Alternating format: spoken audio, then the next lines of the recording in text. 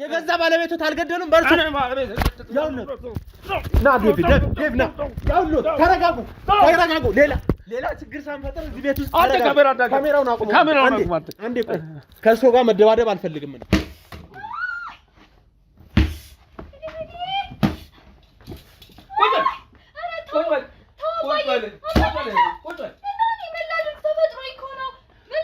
ተፈጥሮ ራስን ጸጉሩን አንጨብሩና ሴት ሆነ እንደገና ደግሞ ሰፈር እያሰደብከኝ እንደዚህ ትላለህ እንዴ? በፈጠረ እኔ እኮ አሁን ጣልቼ አይደለም ምን እንደማደርግ ነው እኮ ግራ ይገባኝ። ምንድነው ወይ በሰፈር ባንተ አልተከበርኩ ተከለከልኩኝ። ይሄው ትምህርት ቤት አልሄድ ሰፈር ሰው ያስወጣኝ። እኔስ ምን ላድርግ?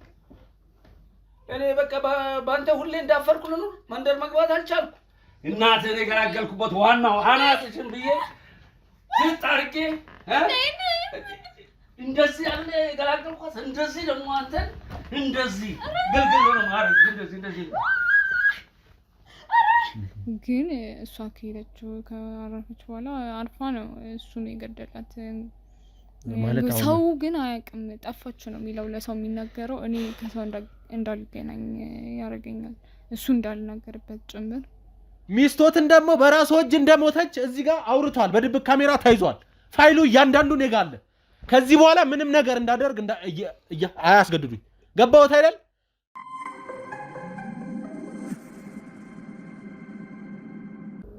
ሰላም የኔ ፀሐዮች እንደምን አላችሁ እኔ ደህና ነኝ ሁሉ ሰላም ነው ሁሉ አማን ነው እንደተለመደው እንግዲህ በሌላ ታሪክ ተመልሼ መጥቻለሁ ማለት ነው እንግዲህ አንድ ባለ ታሪካችን የሆነ ነገር ምነግር ነገር አለ ብሎኛል ይሄ ነገር አስተካክልልኝ እባክህ ብሎኛል እንግዲህ ወደሱ ጋር እንደውልና በአካል አልገኝም ስራ ይበዛብኛል ስላለኝ በስልክ እንደውልና ከሱ የምትሰሙት ነገር ይኖራል ማለት ነው ይነግረናል አብራችሁ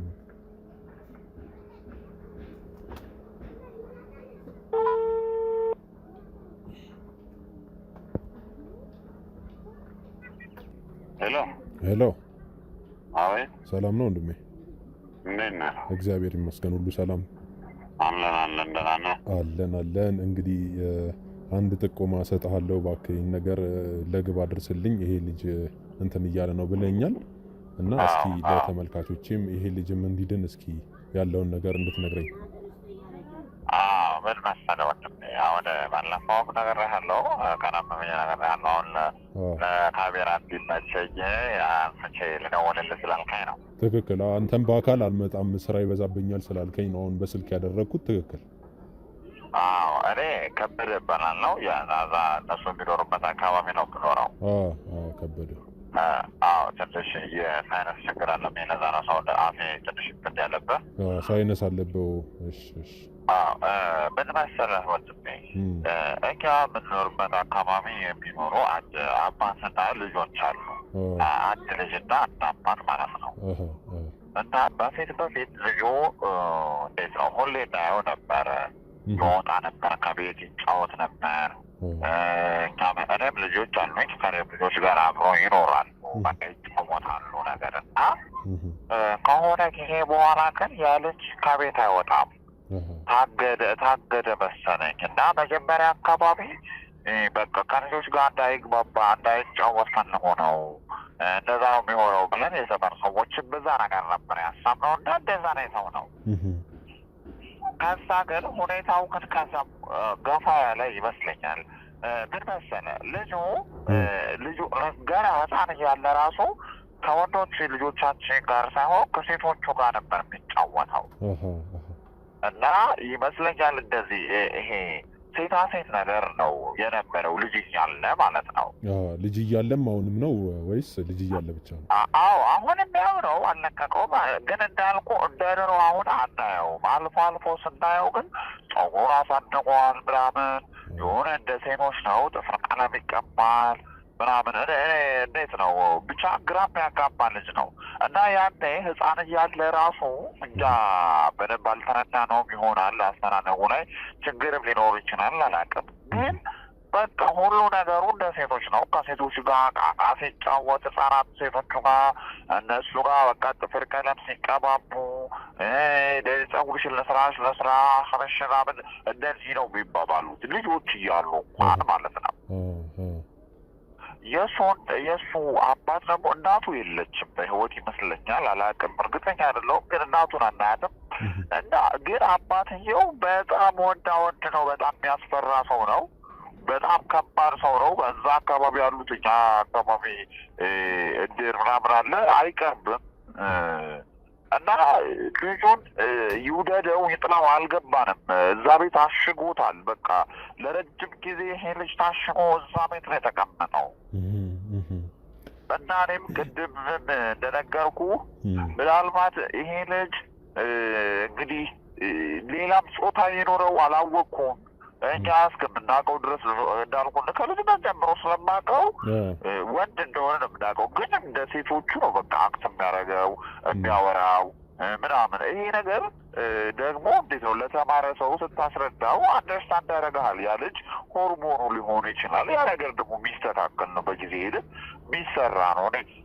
የምር ነው የምነግርህ። በቲክቶክ ላይ ያየሁት ልጅ በሴት የሚያወራው ልጅ ራሱ ስቲል እስካሁን ድረስ ውስጤ ነው የቀረው። እና ምናልባት ማህበረሰባችን ይሄን ነገር ገልበጥ አድርጎ ማየት አልቻለ ይሆናል፣ አባትየውም በደንብ አልተረዳው ይሆናል ብዬ በቃ ብቻ ያ ልጅ እዛ ቤት መታሸጉ ትምህርት እየተማረ አይደለም። በቃ ትምህርት ቤት ምናምን አይወጣም፣ ከቤት አይወጣም። አንዳንዴ አልፎ አልፎ ሽንት ቤት ሲሄድ ምናምን ነው የምናየው ልጁን። ምናልባት በዚህ የተነሳ ነው ሴት ነው እያሉት ሊሆን ይችላል ሊያስቀሩት ነው በሚል ነው አንተ እየነገርከኝ ያለው። ምናልባት አምናት አሁን እንደዚህ ስለ እርግጠኛ ሆኜ አይደለም ግን ይሄ የዚህ ልጅ መጥፋት የዚህ ልጅ እዛ አድራሻው መጥፋት ፕላስ ደግሞ እንደ ድሮው ወደ ትምህርት ቤት አለመሄዱ ምናምን ነገር ምናልባት አባትየው የማይፈልገውን ካራክተር ልጁ እያሳየው ስለሆነ ይሆን ወይ እንደዚህ የሚያደርገው ብዬ በቃ እጨነቃለሁ። ታውቃለህ። እና የአካባቢ ሰዎች ምናምን እኮ እናወራቸዋለን፣ ግን ስናወራቸው የመለሱልን ወይም የሚመልሱልን ነገር ምንድን ነው? በቃ ተስፋ የሚያስቆርጥ ነው። ይሄ ሴታ ሴት፣ ይሄ ፍናፈን ምን እንደ ሴት ያደርገዋል ምናምን ነው የሚሉትና ልጁ ሳይኮሎጂካሊ ይጎዳል። እኔ አላቅም እንዴት እንደሆነ። ያም ሊሆን ይችላል የሚያስጠፋው፣ ወይም ደግሞ በሌላኛው ደግሞ እንደነገርኩ አባትየው በቃ ይሄን ካራክተር ስላልፈለገ ከቤት እንዳወጣ አድርጎትም ሊሆን ይችላል ብዬ እፈራለሁ ነው። መልካም እንግዲህ እና አንተ በቃ ምልክ የሆነ ጥናትም የምታደርጉትን ጥናት አድርጋችሁ ማየት ያለባችሁን ነገር አይታችሁ ይሄን ልጅ ካለበት ሳይኮሎጂካሊም ከሆነ ሳይኮሎጂካሊ ድጋፍ እንድታደርጉለት፣ አባትየውም ደግሞ ተጽዕኖ ያሳደረበት ከሆነም ደግሞ አባትየው ተጽዕኖውን እንዲያስተካክል ብታደርጉለት ብዬ ነው ወደ አንተ መደወሌ የኔ ወንድም። መልካም ችግር የለውም። አሁን አንተ በአንድ ነገር ታግዘኛለህ ወንድሜ። ችግር የለውም። ምን ላግዝህ? አሁን ወደ ቤታቸውም በደንብ ስለምታውቀው እኔ እስከማጣራ ድረስ አባትየውም ስለምታውቀው የሥራ መውጫ መግቢያ ሰዓቱም ስለምታውቅ አንዲች ትንሽዬ ድብቅ ካሜራ ሰጣለሁ። እሷ ድብቅ ካሜራ ቤታቸው ውስጥ ልጁን እንደምንም ብለው ወይ ተኝቶም ሊሆን ይችላል ወይ እንደምንም አግባብተውም ሊሆን ይችላል አባትየው በሌለበት ያ ድብቅ ካሜራ ማንም ሰው ሳያይክ ግድግዳ ላይ ታደርግልኛለህ። እሺ? ማለት ለቀጥታ የምትከታተሉበት ካሜራ ነው ወይስ አንድ ታይም ተደርጎ ሳይኖር የሚቀመጥበት ካሜራ ነው? አሁን ሁለት አይነት ካሜራ ነው የምትጠቀሙት ይመስለኛል። አንዳንዱን ቁጭ ብላችሁ እዛው እየተከታተላችሁ አንድ ነገር ሳይደርስ የምትደርሱበት ነው። ሁለተኛው ደግሞ ታስቀምጡትና ከዛ ያንን ፋይል እንደገና ቤታችሁ ወስዳችሁ የምታዩት ነው። የትኛውን ነው የምትሰጠኝ ለማለት ፈልጌ ነው። የሚታየው ላይቭ ሳይሆን የኖርማሉ ነው የምሰጥክ። ኦኬ። ስለዚህ ቤት ውስጥ እየተደረገ እንደሆነ እናይና ከዛ በኋላ እንወስናለን ነው እንጂ ቀጥታ የሚከታተለው አይደለም። ቀጥታ የሚከታተለው የላይቭ አይደለም። እሺ በቃ ችግር የለውም። አባትየው ስራ በሚወጣበት ሰዓት በቃ ላውራክ ምናምን ብዬ ልጁን እገባለሁ። የተወሰነ ስለናሱ እናወራውና ካሜራውን ማስቀመጥ ይችላለሁ። ችግር የለውም ወንድም። እሺ ወንድሜ። እሺ እንደዋወልና እሰጣለሁ ካሜራውን። በቃ ይቻላል። እሺ አመሰግናለሁ። እሺ እኔም በጣም አመሰግናለሁ። እሺ እንግዲህ ተመልካቾቼ የዛሬው ጥቆማችን እንደሰማችሁት ነው። አንድ አባት አለ ይህ ልጅ እንደ ሴት እየሆነብኝ ነው ብሎ ትምህርት ቤትም እየወሰደው አይደለም፣ ከሰው ጋርም እየተቀላቀለ አይደለም። እንግዲህ ሁለታቸው ብቻ ነበረ የሚኖሩት። አሁን ላይ ደግሞ ልጁ አይታይም፣ አባትየው ብቻ ነው የሚታየው። ልጅየው ሽንት ቤት ሲሄድ ብቻ ነው እያየሁት ያለሁት ብሎኛል የዛሬው ጠቋሚያችን። ትምህርትም ሊማር አልቻለም ብሎኛል። እንግዲህ እስኪ የሚቀጥለውን ደግሞ ካሜራው በሱ በኩል እንዲያስቀምጠው አደርግና ምን እየተፈጠረ ነው፣ አባትየው ምን እያደረገ ነው፣ ልጁስ ምን እየሆነ ነው፣ እውነትም እንደዚህ እንደሚባለው ነው የሚለውን ነገር በካሜራችን አጣርተን ወደ ሂደቱን ምንሄድ ይሆናል ማለት ነው። እስከዛው ድረስ ላይክ፣ ሼር፣ ሰብስክራይብ፣ ኮሜንት ላይ ሀሳብ አስተያየታችሁን መስጠታችሁን እንዳትረሱ ውዶቼ። መልካም ቆዩ እስከዛ።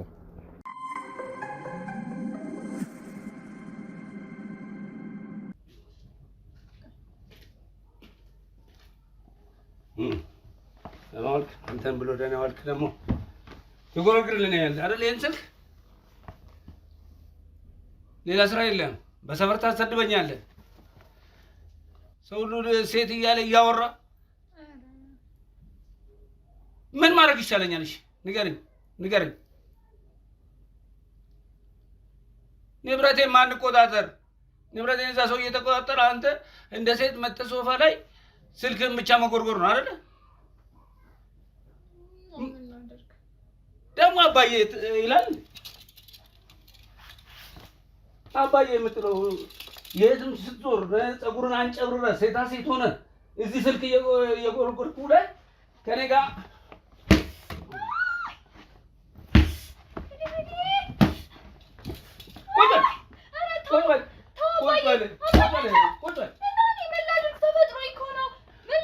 ተፈጥሮ ራስን ፀጉርን አንጨብርረህ ሴት ሆነ እንደገና ደግሞ ሰፈር እያሰደብከኝ እንደዚህ ትላለህ እንዴ? በፈጠረ እንዴ አንጣጥዬ ነው ስቅል አድርገኝ ወይስ በሰፈር እያሰደብከኝ ንብረቴን ሰው እዛ እየተቆጣጠረ እየበላኝ ምን አለ እንደ ወንዶቹ ሄደህ እዛ ቢሮ ቁጭ ብለህ አንዳንድ ነገር ብትይዝልኝ። ተፈጥሮዬ ነው ምን ላድርግ አባዬ?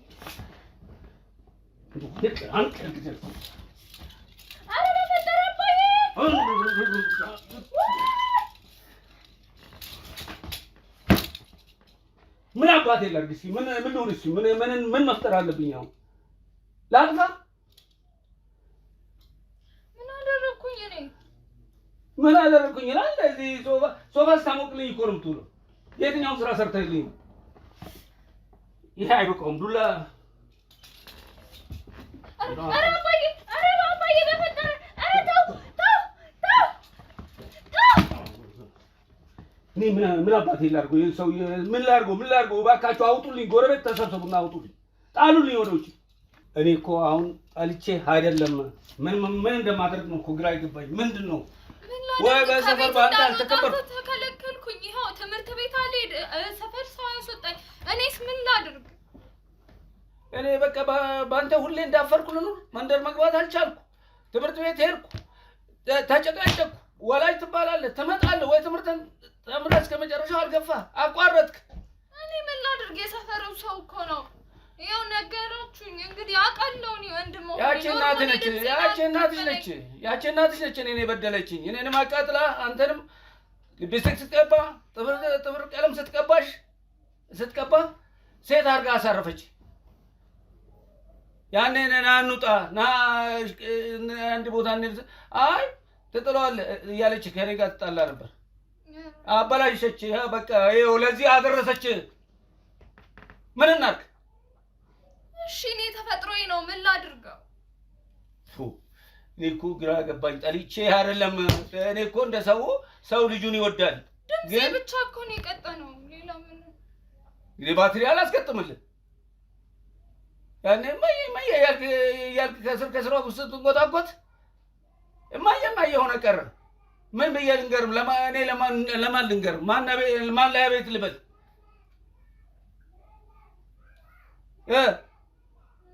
ድምጼ እኮ ነው። ሌላ ምን አለ? የሰፈር ሰው ያስወጣኝ። ይኸው ነገራችሁኝ፣ አወቅኩ። ስለምትዞር ነው። ምን ላድርግ? እሺ እኔ አሁንስ የት እንደምጥልህ የት እንደማደርግህ ነው ግራ የገባኝ። እና እንግዲህ ምን እንደሚሻለኝ አላውቅም። እንግዲህ ወይ አልገልህ ሰው ነህ እጠየቃለሁ። እና እዚህ ቁጭ ብለህ ሶፋ ላይ እንደ ሴት እዚህ ጋር ስልክ ትቆረቁራለህ። ስትወጣ ጥሩ ነገር ይዘህ አትመጣ። የትኛውን እናድርግ እስኪ ንገረኝ። ምን ይሻላል? እስኪ እንደምክር ምን ይሻላል? እኔ ምን አደረኩኝ? ተፈጥሮዬ ነው። እኔ ከፈጣሪ አልጣላ ምን ማድረግ እችላለሁ? ትምህርት አቆምኩኝ፣ ከቤት አልወጣም። ከዚያ በላይ እኔ ምን ላድርግሽ? አሁንስ ግራ ገባኝ። ምን እንደማደርግ መግደልም አይቻል፣ ህግ ይጠይቃል። ሰው ነን እና በፍጹም ልኖር አልቻልኩም። በቃ ካንተ ጋር ተስተካከል። እንደ ሰው ድምፅህን ምስቆ ፈራ አድርገው ከቻልክ። ተፈጥሮዬ ነው። ምን ላድርግ? ተቃጠልኩኝ በቃ እኔ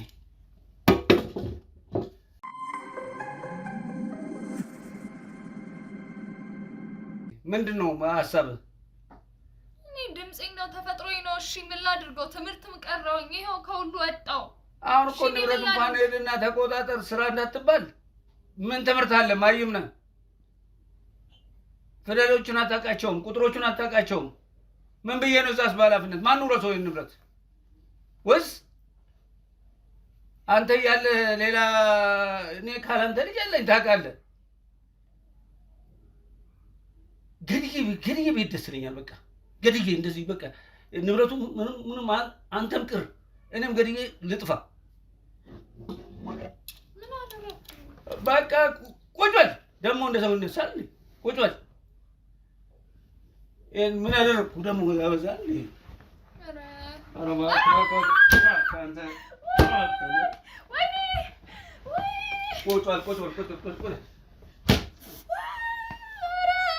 ምን መሆን ይሻለኛል? አቃጠልከኝ፣ አነደድከኝ፣ ሰውነቴ ፈላ። ምን አንተ ድንጋይ አይሰማም? አይሰማም እኮ አይሰማም። እሺ ወይ መቤቴ ማርያም፣ እንደው መቼ ነው እንደዚህ ያለ ነገር ያጋጥምከኝ? እንዲህ አይነት ልጅ ይወለዳል? በስመ አብ ወልድ ወመንፈስ ቅዱስ።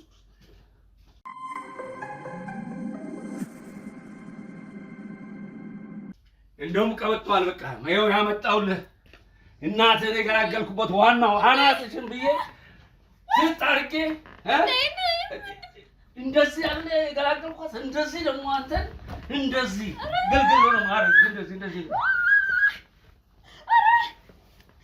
ደግሞ ይታገለኛል። የት አባ ነው ጎዳና የምትወጣ? እኔ ሳልገላግልህ ገላግዬ ነው የምትወጣ። ና የእሷ መጨረሻ እንዲያጋጥመኝ አልፈልግም። ወጣለሁ በቃ። ትወጣለህ? ገላግዬ አስክሬንህን ወደ ውጭ የምጥለው እንጂ እንደዚህ ዝም ብለህ አትወጣም። ና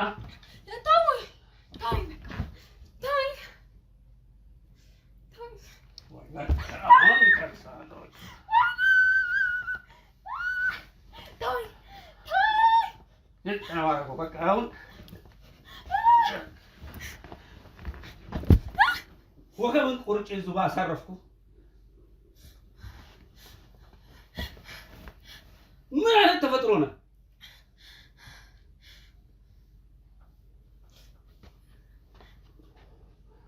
ውይ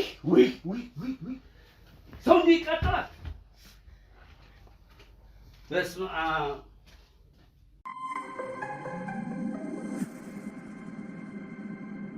እንግዲህ ተመልካቾቼ ይሄ ልጁ ላይ እየደበደበ ሴት ነህ እያለ እያሰቃየው ያለበት ቤት ላይ ደርሰናል። እንግዲህ በምን አይነት መንገድ ያስገባናል? እኛ በሱ የሚያስገባን መንገድ የተለያዩ ቴክኒኮች ተጠቅመን ልንሸልም ነው። አንድ ልጅም ለብቻክ እያሳደግክ ነው፣ ያለ እናት ያለ ሚስት እያሳደግክ ነው ብለን እንግዲህ ወደ ቤቱ እንገባለን። ያለውን ነገር በመጀመሪያ ደረጃ ሁሉንም ነገር በሽልማት አድርገን እኛ እንድንሸልመው አድርገን እንነግረዋለን። እንግዲህ በምን አይነት መንገድ መግባት እንዳለብኝ በራሴ ሲስተም ተጠቅሜ ወደ ቤቱ ገብቼ ያለውን ነገር እጠይቀዋለሁ። ምንድነው እስኪ ያለውን ነገር ስለ ህይወቱ። ልጁም እንደዚህ ሴት ነህ ብሎ የሚደበድብበት መንገድ እንግዲህ አያምነኝም። ይመን እንግዲህ የምታዩት ይሆናል። ገብተን ደግሞ እኔ ያለውን ነገር ይሄን ችግር ፈትቼ እወጣለሁ ከዚህ ቤት። እሱንም ደግሞ ያው እንዳያችሁት ልጁ ላይ እንደዚህ አይነት ነገር ማድረጉ ተገቢ አይደለም። ለሱም ለህግ አሳልፌ እሰጣለሁ። እንግዲህ አብራችሁን እስኪ እንግባ።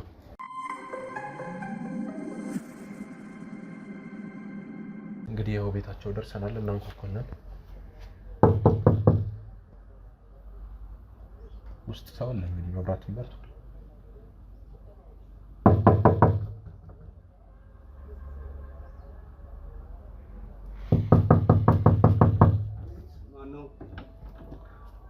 ሰላም ኖት ጋሼ? እንዴት ነው?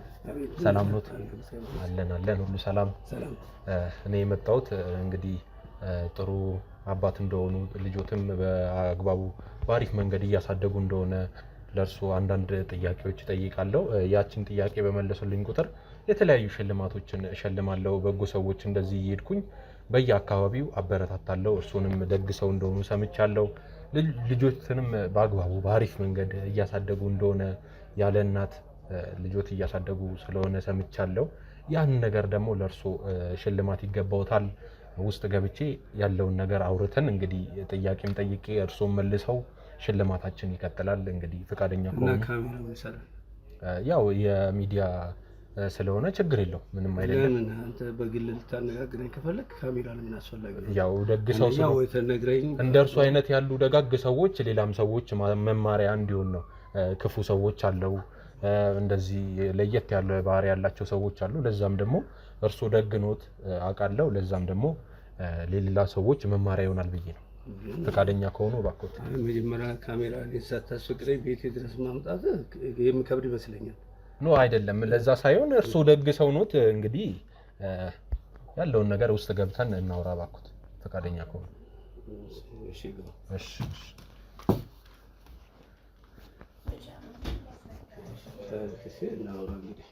እሺ ቲቪ እያዩ ነበር።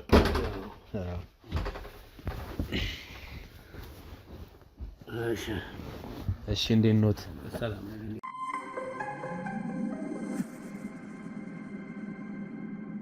እንግዲህ ወደ ቤቶት ፈቃደኛ ሆነው ስላስገቡኝ በጣም ነው የማመሰግነው። በጣም እግዚአብሔር ያክብርልኝ። እንግዲህ ቅድምም እንደነገርኩት አንዳንድ ጥያቄዎች ይኖረናል። እነዛ ጥያቄዎች በአግባቡ ይመልሱልኛል። እንግዲህ እኔም ደግሞ ስጦታዎች፣ የተለያዩ ነገሮች ለእርሱ የሚያስፈልጉ ነገሮች እሰጣለሁ። እንግዲህ እኔ የመጣሁት ከስጦታ ሚዲያ ነው። ይሄ ስጦታ ሚዲያ እንግዲህ ደጋግ ሰዎች እንደዚህ ሲሰሩ ደግ ነገሮች ሲሰሩ ለሌሎች ደግሞ መማሪያ ይሆናል ተብሎ ካሜራውም ይዤ የመጣሁት ለዛ ነው። ቅድምም ጠይቀውኝ ነበር ካሜራው ለምንድን ነው ብለው ነበረ። እንደዚህ ቲቪ ላይ ዩቲዩብ ላይ ምናምን ስለሚለቀቁ ለሌሎች መማሪያ ይሆናል። እንግዲህ እርሱም ደግሞ ከእርሱ ጋር ትንሽ ቆይታ አደርጋለሁ። ቆይታ ካደረግን በኋላ እንግዲህ ስጦታችንን ምንሸልም ይሆናል። ከዛ በኋላ ተመሰጋግነን ደግሞ ምን ለያይ ይሆናል። እንግዲህ ከስሞትን ጀምርና ማንን በል? ከበደ አለሙ። ከበደ አለሙ እንግዲህ ቤቶትም እንዳየሁት በጣም ያምራል። በጣም ውብ ቤት ነው። እንግዲህ እዚህ ቤት ውስጥ እንዴት ነው? ብቻዎት ነው የሚኖሩት? ብቻዬን አይደለም ከልጄ ጋር ነው የምኖረው። አሪፍ። እንግዲህ ከልጆ ጋር ከሆነ እንግዲህ አሁን ስለ እርሶ ከመጀመሪያው ጀምሮ ልጠይቆት። እንግዲህ እንዴት ነው ያደጉት? አስተዳደግ፣ ውልደቱ የት አካባቢ ነው ወይም የት ሀገር ነው የተወለዱት? እስኪ ከመጀመሪያው ጀምሮ ይንገሩኝ። እዚሁ ሰሜን ሸዋ ነው እና የገበሬ ልጅ ነኝ። እዛው ገበሬ ሆኜ ትምህርት ቤት ከአካባቢያችን ራቅ ያለ ነው። ስሰራም እንደዛው ወላጆቼንም ሳገለግል ቆየሁ። ከዛ በኋላ ከጊዜ በኋላ ልክ 8 እንደጨረስኩ ወደ አዲስ አበባ የግድ አንዳንድ ነገሮች ማሻሻል ስላለብኝ ወደ አዲስ አበባ መጣሁ። እንግዲህ እዛ ክፍለ ሀገር ላይ ትምህርቱ እንዴት ነበረ? የገበሬ ልጅ ነኝ ብለውኛል። እንግዲህ በሰዓቱስ ግብርናው እንዴት ነበር አሰራሩ? አባቶትስ እንዴት አይነት አስተዳደግ ነው ያሳደጉት? እንግዲህ እስኪ የልጅነቱትን እስከ 8 ያሉበትን ነገር ደግሞ ይንገሩኝ። አዎ አባቴ እንድማር በጣም ይገፋፉኛል። እኔ ደግሞ እርሻ ምናምን በጣም እነሱ ላይ ሲከብድ አግዛቸዋለሁ።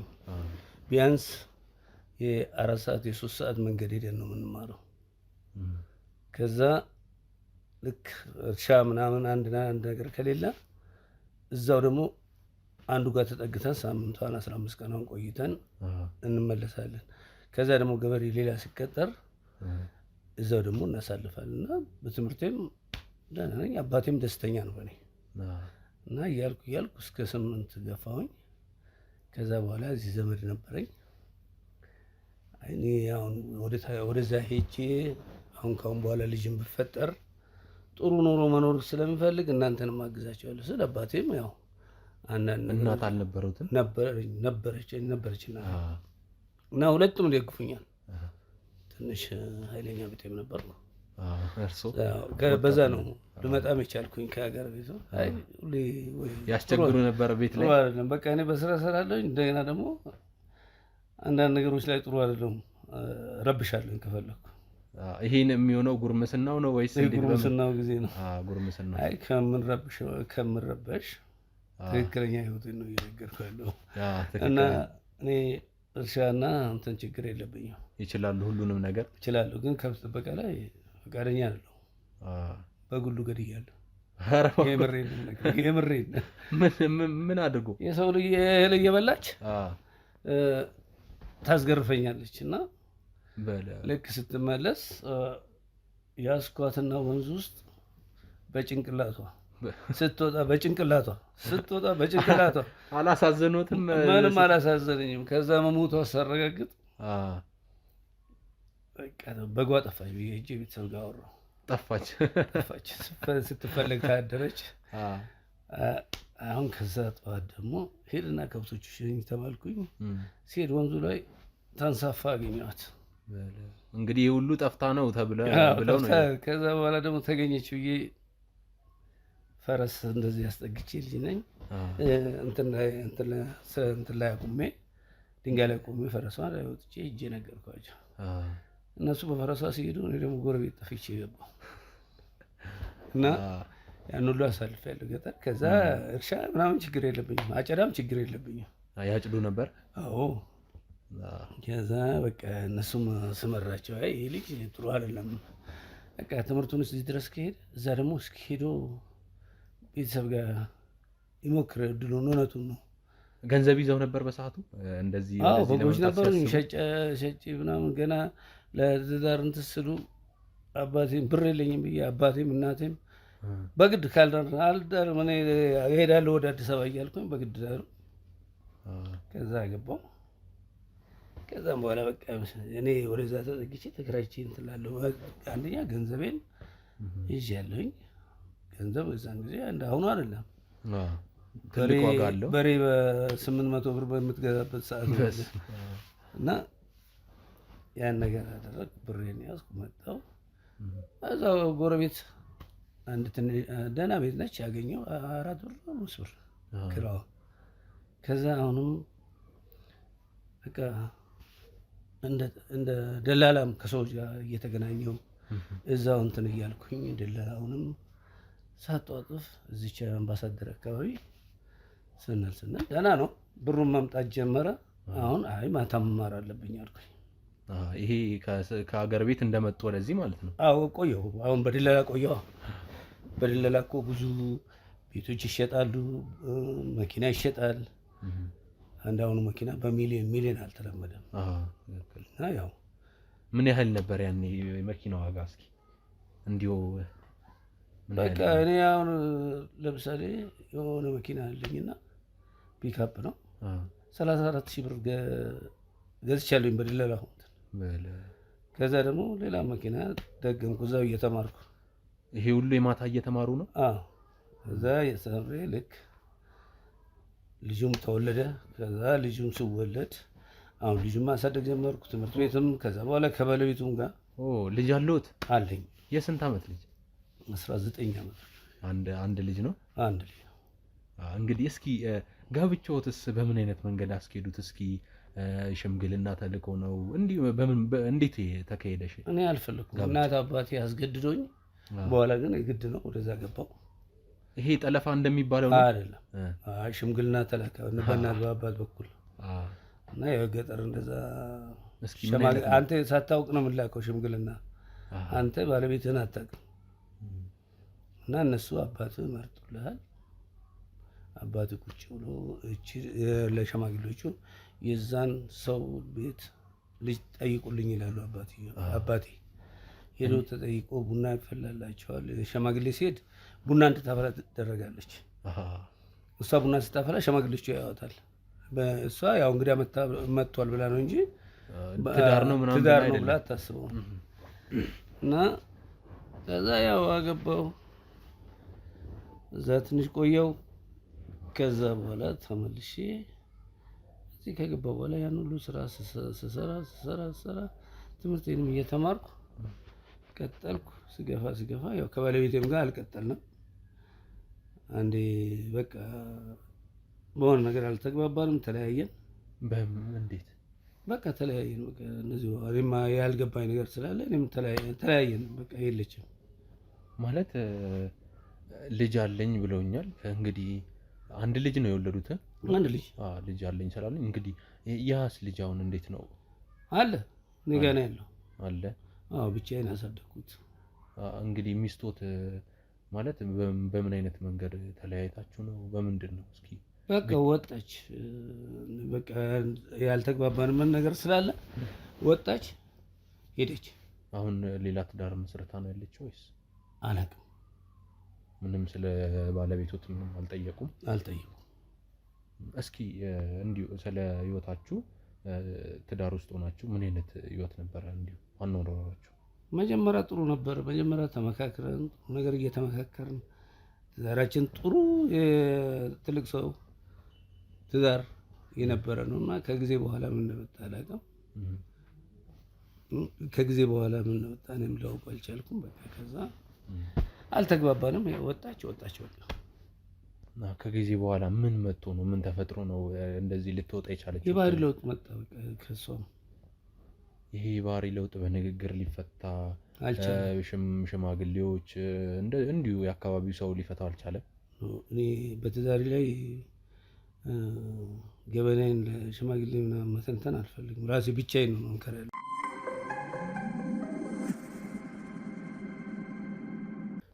ያው ችግሮች በእርሱም በኩል በባለቤቶት በኩል ያለውን ነገር ለአካባቢ ሽማግሌዎች፣ ለቤተሰብ እንዲሁ በአቅራቢያው ባለ ሰዎች መፍታት አይቻልም ነበር ችግሩ? የማይቻልበት ምክንያት እኔ ህጉን ጠንቅቄ ያውቃለሁ። በህግ ነው የተመረኩኝ። በምንድን ነው የተመረቁት? በሎ ነው የተመረኩኝ እና ህጉን ጠንቅቄ ስለማውቅ ሽማግሌ ገብቶ በእኔ በኩል በእኔ ትዳር ላይ ብዙም ነገር ባይነግረኝ ደስ ይለኛል። እኔ ህጉ ስለማውቅ የራሴን ህይወት የራሴን ገበና አውጥቼ አውርቼ ውጪ ተበትኖ መሆን የለበትም። ገመና ሳይሆን እንዲሁ ባለው ነገር እስኪ ባለቤቶት ልጆትን በምን አይነት መንገድ ስንት ዓመት ነበረው ልጆት ባለቤቶት ሲሄዱ? ባለቤቴ ስትሄድ ወደ 14 15 አካባቢ 14 15 አሁን እንግዲህ ወደ 4 ዓመት ምናምን ገደማ አካባቢ ነው ማለት ነው። እንግዲህ እስኪ አሁን ላይ በምን አይነት መንገድ በምን አይነት ስራ ውስጥ ነው ያሉት? አሁን በቃ ጠበቃ ነኝ እና የራሴ ቢሮ አለኝ። የህግ አማካሪ ነኝ። በዚህ ስራ ነው የምተዳደረው። ልጄን የማሳድገው በዛ ነው። እንግዲህ 4 ዓመት ሙሉ ያለ እናት ልጅ ማሳደግ ከባድ ነው። እንዴት ነው እናት ሳትኖር ልጅ ማሳደግ? ምን አይነት እንግዲህ ማሳደግ አይባልም ግን ደግሞ እናት ይጠይቃል ልጅ። እናቴ አብረን ብንሆንስ አባዬ ምናምን ብሎ ጠይቆት አያውቅም? አይጠይቅም። አንድ ልጅ እኮ አንድ ሰው የሚጠይቀው ምን ሲሆን መሰለህ? ሲጎልበት ነው። ሁሉ ነገር ዝግጁ ነው ከተንከባከብኩት፣ የሚፈልገውን ካደረግኩለት እናቱ ነው የሚጠይቅበት። ምንም ምክንያት የለውም እና ጠይቆኝ አያውቅም። ምንም ነገር አይጠይቅም።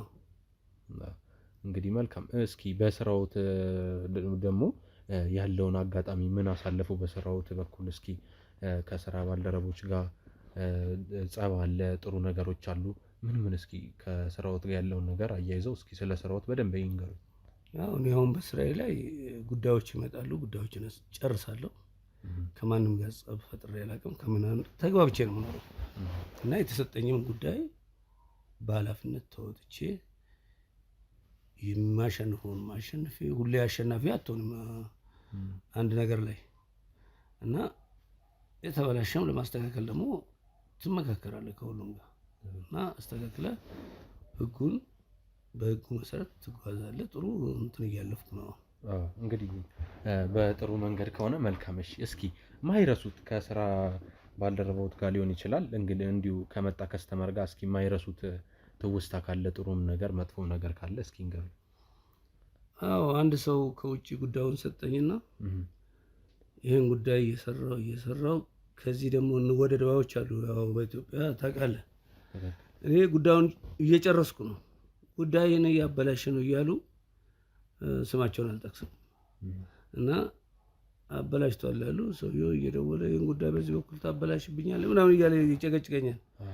ሲያልቅ ጠይቀኝ፣ አሁን አትጠይቀኝ፣ ሰዎች እንዲህ ብለን በቃ ሰዎች ካሉ ወይም ሌላ ቀይር ብዬ ስጨቃጨቅ ከአንድ 6 ነው 7 ወር በኋላ ጉዳዩ አለቀለት። ጉዳዩን ይዤ ደወልኩለት። ጉዳይ ያልቋል ብዬ ስደውልለት አላመነኝም። ከዛ በቃ ጉዳዩ ማለቁን በእንትን ላኩለት። ቤተሰብ ማልቋል አለው። በጣም ተደስቶ መጥቶ እንደውም ደስ ብሎት የሆነ ነገር ትልቅ ነገር አድርጎልኛል። ምን አደረገለት? እንዴት? ትንሽ ነገር አድርጎልኛል። በቃ የሆነች ኮንዶሚኒየም ለአከራይና ተጠቀም ብሎ ገዛልኝ። ኮንዶሚኒየም። እንግዲህ ይሄ ጉዳይ በጣም ተለቅ ያለ ጉዳይ ነው ማለት። በጣም ትልቅ። እስኪ ምንድን ነበረ ጉዳዩ? እስኪ እንዲሁ ፈቃደኛ ከሆኑ እስኪ ስለ ትልቅ ለኢንቨስተር የወሰደ ቦታ ነበረ። ያ ቦታ አያልቅም ያልቅም እየተባለ ልቀማም ሰው ሲያሰፈስፍ በስንት ትግል ከስንት ጊዜ በኋላ ያንን ጉዳይ ጨረስኩኝ። አያልቅም ነው በቃ እነሱ መሰረት ተጥለው የተጀመረ ነበረ። በቃ ትልቅ ሰዎች አሉ እነሱም ብቻዬንም ባልሆን በቃ ጉዳዩን በጣም አክር ነው ጨረስን፣ አለቀ። ያው እነሱም ተመሰጋግነን መጥቶ ደስ ብሎት ተመልሶ ይደሱ።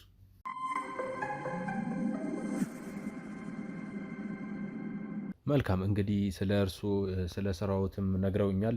እንግዲህ ከባለቤቶት ጋር የተጣሉበት ምክንያት ባይነግሩኝም እኔ ማንም ሰው ማስገባት አልፈልግም በትዳሬ ውስጥ በጸቡም ውስጥ ብለውኛል። የህግ አካል ስለሆንኩኝ እኔ በህግ መንገድ ፈትቼዋለሁ ብለውኛል። እንግዲህ እስኪ ያለውን ነገር ደግሞ እስኪ ስለ ልጆት እንዴት ነው የልጆት አስተዳደግ፣ አሁን ላይ ያለበት ሁኔታስ በምን አይነት መንገድ እያሳደጉ ነው ብቻዎትን? እስኪ ስለ ልጆት አንዳንድ ነገር ይበሉ። አዎ እንግዲህ እኔ የምኖረው ለልጄ ነው እና ልጄ ምንም አይነት ችግር አይኖርበትም። እኔ እስካለው ድረስ ባለኝ አቅም እንደከፋው ስለማልፈልግ ሁሉ ነገር አደርግለታለሁ የሚፈልገው እና ስለዚህ ልጄን ብቻዬን የማሳድገው ለዛ ነው። ምስትም ያላገባው ለዛ ነው እና እያሳደግኩ ነው አለ እየኖርን ነው። ጥሩ ነው። እስኪ ከእናቱ ጋር እንደነበረ በምን አይነት መንገድ ነበረ? እስኪ ልጁ ሲወለድ ጀምሮ በህፃንነቱ ምን አይነት ልጅ ነበረ? እስኪ አሁን ላይ ያለበት ደግሞ ስለ ትምህርቱ፣ ስለ አንዳንድ ነገሮች ስለ ልጆት በደንብ እስኪ የልጅ ታሪክ ብዙ ነው፣ ብዙ መከራ አለ። ልጅ ሲወለድ ቤት ሊውሉ ይችላሉ እርሶ ከእናቱም ውጪ ማለት ነው። ያ ነገሮች እስኪ ያጫውቱኝ። ጥሩ ነው። ልጅ ከህፃንነቱ ጀምሮ እንግዲህ ስታይ ከተወለደ ጊዜ ጀምሮ እስከ 4 ዓመት የተለያየ ድምፅ ስትሰማ እንግዲህ አሁን አዲስ አበባዎቹ ዳይፐር ምናምን እያደረጉ አሉ እንጂ ድሮኛ ጋቢ እየቀደድን እናደርግላቸዋለን እንትናቸውንም አንጸየፍ። አሁን ግን በዳይፐር እንድች ተጠንቅቆ ነው የሚያነሷት እና ልጄን በዛን ጊዜ እኔ ልጅ ፍቅር አለኝ። ልጅ እወዳለሁ። ልጅ ሰፈርም ልጅ እወዳለሁ። ይሄንን ብቻ አይደለም ጥሩ ነው ያሳደግኩት። እኔ እንግዲህ በእኔ በኩል ወደፊት እንግዲህ ልጄ ደግሞ ይመሰክር ይሆናል። ችግር የለውም። በጥሩ ሁኔታ ነው ያሳደግኩት። እንግዲህ መልካም አስተዳደጉ በጥሩ ሁኔታ ነው። እንግዲህ በዳይፐር ነው ምናምን ብለውኛል። እስኪ ስለ ትምህርቱ ደግሞ ስንት ዓመት ላይ ጀመረ? እንዴት ነበረ ትምህርት ሲጀምር? ትምህርት ቤት የሚወስደው እርሶ ነበሩ ወይስ እንዲሁ ሰራተኛ ነበር? እንዴት ነበረ? እስኪ ስለ ትምህርት አጀማመሩስ? ስራ ሲሆን እናትየው ትወስዶ ነበር። ስራ ካልሆንኩ ግን የራሴ አድርሼ አስገብቼ እመጣለሁ። ቤት ከሆንኩ ሄጄ እመጣለሁ። ጥሩ ነው ያሳለፍነው። ስንት ዓመቱ ላይ ጀመረ ትምህርት? ወደ 7 ዓመቱ ላይ ነው የጀመረው። 7 ዓመት። መልካም እንግዲህ ስለ ሚስቶትም ነግረውኛል። እንግዲህ እኔ በሌለውበት ሰዓት እሷ ትወስደዋለች፣ እኔ ባለውበት ሰዓት ደግሞ እኔ ወስደዋለሁ ብለውኛል። እንግዲህ መልካም ስለ ልጆት ደግሞ እስኪ በህፃንነቱ ክላስ ሲጀምር ያለውን ነገር ነግረውኛል። እስኪ አሁን ደግሞ ያለበት ሁኔታ ምን ላይ ነው ያለው የሚለውን ነገር ልጅ ሲያድግ ብዙ ነገር ያምረዋል፣ ብዙ ነገሮች ማየት ይፈልጋሉ እና አሁን ላይስ ልጆት በምን አይነት መንገድ ነው ያለው የሚለውን ነገር ደግሞ እስኪ ጠጋ ብለን። ጥሩ ነው እየወሰድኩ ማዝናናትም ካስፈለገኝ አብሬ ነው የምንዝናና ከልጄ ጋር እና አብረን እንጫወታለን። ቤት ከሆነ ደግሞ ያው ቤት የሚያስፈልገውን ነገር አሟልቼለት ያው ወንዶች ወጣ ይሉ የለ ትክክል። እኔ ወጣ ብዬ ስመለስ ቶሎ ነው የምመለሰው ልጁ ቤት ስላለ ወጣ ብዬ ስመለስ ቴሌቪዥን እያየ ይጠብቀኛል፣ እየተጫወተ ይጠብቀኛል። ምንም አይነት ችግር የለውም። ስለ ትምህርቱ ሁኔታስ እንዴት ነው? በምን አይነት መንገድ ነው ትምህርት እየተከታተለ ያለው? ትምህርቱ ላይ እንዴት ነው አቅሙ? ጎበዝ ነው፣ እየተማረ ነው፣ ቆንጆ ነው።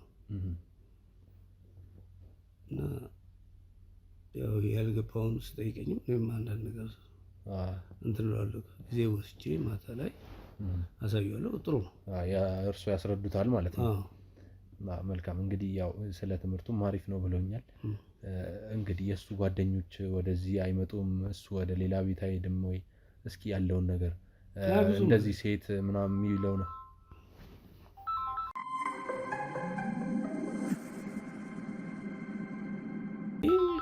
ደላላ ነገር አዋረደኝ፣ ዘጋዋለሁ። ቆይ አላነሳውም፣ ዘጋዋለሁ። ለምን? ችግር የለውም። ደላላ እንግዲህ ደንቡ ነው።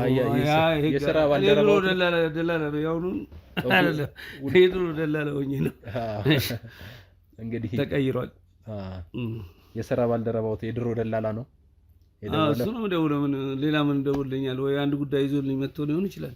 እንግዲህ ዳጎስ ያለ ገንዘብ አስመለጥኩት ማለት ነው። ግድ የለም ያመልጠኝ ያከበትኩት ይበቃኛል። ይሄ ከበድ ያለ ነገር ነው።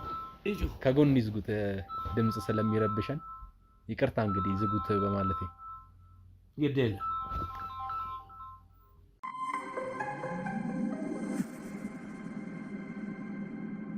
ድሮ የደላላ ነገር ይሁን ችግር የለውም። ምንም አይደለም። ችግር የለውም። ረበሽኩ። ኧረ ችግር የለም። ከዚህ በኋላ መቀጠል ትችላለሽ። እንግዲህ የድሮ ደላላ ብለውኛል። እንደው እስኪ ስለ ልጆት ብለውኛል። እንግዲህ አሁን ላይ አሪፍ ነው እያዝናናሁት ነው ብለውኛል።